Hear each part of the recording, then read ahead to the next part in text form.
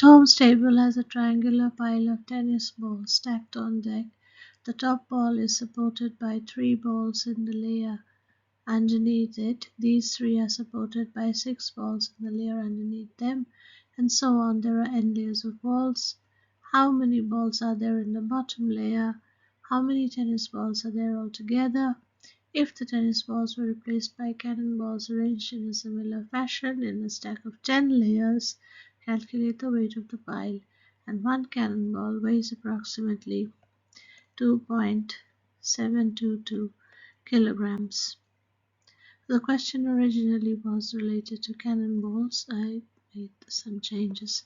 So, to start with, the part A, how many balls are there in the bottom layer? To solve part A, we need to find out what the nth term of the sequence would be.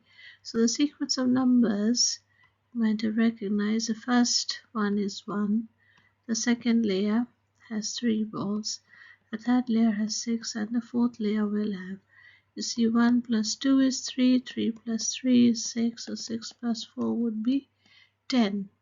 So the fourth layer is going to have 10 balls. So therefore, we have to work out what the nth term of this sequence of numbers is. It is 1, 3, 6, 10, and the next number is going to be 15.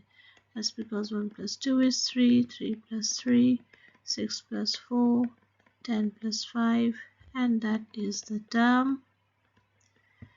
And you see, the next level of difference gives you 1, so there are 2 layers, so it's definitely a quadratic sequence, and we'll work out what the sequence of what the nth term of the sequence is. So if n equals 1, 2, 3, 4, 5, the fifth term is 15, and if you were to do n square, you'd get each of the terms in n squared up. So 1, 4, 9, 16, 25, and if you did n squared plus n, we'd get 2, 6, 12, 20, and 30. Now if we did n squared plus n divided by 2, we'd get 1, 3, 6, 10, 15. This is similar to the original term. So therefore, the nth term of the sequence can be written as half times n plus n plus 1. So you see, this can be written as, if you take n outside the bracket, it would get n plus 1 and divide by 2. So it can be written as half n times n plus 1. So that is the nth term of the sequence. Now for part B, we have to do a bit more work. We have to introduce the sigma notation to find the sum of this series, half n times n plus 1, or n squared plus n divided by 2. So we would do sigma 1 to n r. So if I did part B, sorry. So if it is sigma 1 to n times, now this can be written as r squared plus r divided by 2. If we write r squared plus r divided by 2, I can rewrite this as half sigma 1 to n r squared plus half sigma 1 to n r. So all we have to do is to find the sum of the squared numbers, r squared, so 1 squared plus 2 squared plus 3 squared, n squared, and also the sum 1 plus 2 plus 3 up to n.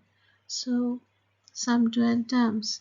So therefore we get half. So this would be written as n, sorry, it's my half. So the half remains there times n times n plus 1 times 2n plus 1, whole thing divided by 6, and then plus half again, and n times n plus 1 divided by 2. And therefore, so if I were to take half outside the bracket at n and n plus 1, n times n plus 1, I would be left with 2n plus 1 out of 6 plus half.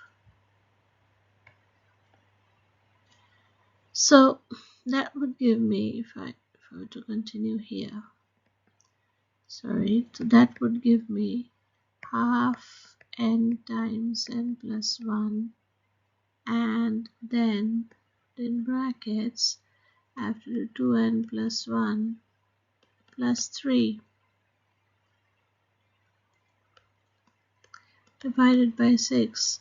So we get half n times n plus 1, and then this will be 2n plus 4.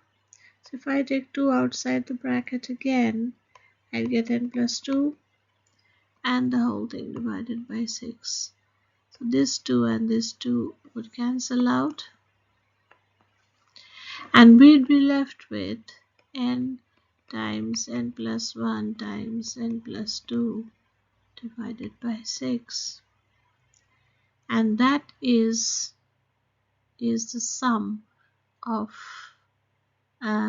this term. So what that means is that is what we would get if we were to that would give us the number of tennis balls if we added up all the number of the balls in each rows, in each stack, or in each layer. That's what we would not stack, sorry, in each layer. That's what we would get. So we'll write it down. How many tennis balls are there all together? That would be n times n plus 1 times n plus 2 divided by 6. Now the third part, what we have to do is we have to replace n by 10. So we can find the number of balls in 10 layers. So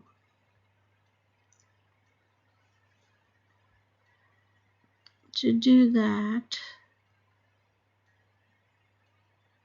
and then multiply the weight of one ball is given. So if you multiply the number of balls, the total number of balls with that weight, we'd get the weight of the entire stack.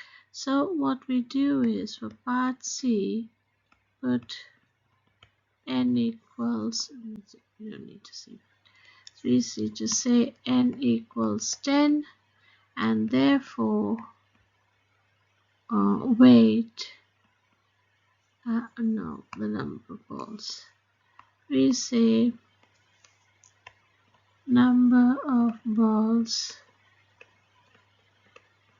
would equal 10 times 10 plus 1 times 10 plus 2 divided by 6, that is 10 times 11 times 12 divided by 6, and 6 times 2 is 12, 22, or 2 times 11 is 22, 22 times 10 is 220, so we have 220 balls altogether.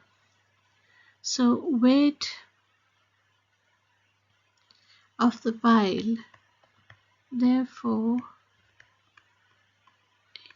weight of the pile would equal, the weight of the pile would equal 220 multiplied by 2.722, and that would be, I used my calculator,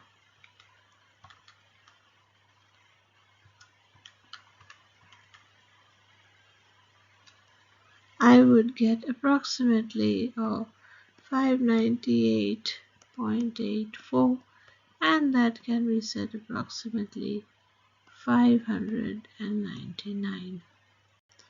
So that is a kilogram. That would be the weight of the pile. I think we've now answered the question.